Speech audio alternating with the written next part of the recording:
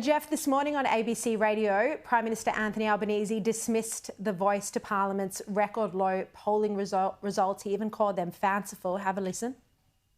I do see some, quite frankly, unbelievable polls. The idea that, as I read in the paper yesterday, that the Liberal Party are polling at this stage in the cycle, are polling in Wentworth and Warringah, is quite frankly fanciful.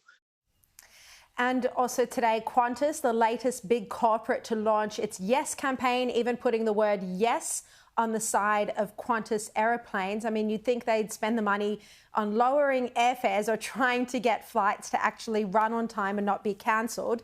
But nevertheless, Jeff, how do you think Albanese is responding to this? Is the best way to call poll results fanciful? Well, I think Anthony Albanese and the government and the Yes 23 campaign are very focused on selective polling that is more positive than other polling. And it seems to me that this has become a real game of one-upmanship between Anthony Albanese and the coalition in terms of, you know, the whole debate over this Voice to Parliament just seems so political now, and the Prime Minister is so focused on media commentators and calling them out rather than talking about the substance of a Voice to Parliament. So it's we're getting pretty close now. The expectation is that the referendum will be held on October 14, shortly after the NRL and AFL grand finals. And it just seems on a daily basis that he's more interested in talking about the No campaign and criticism and polling rather than any substance. And I think that is looking likely as the date because, of course, he heads off to the United States after being invited to that White House state dinner by Joe Biden after that.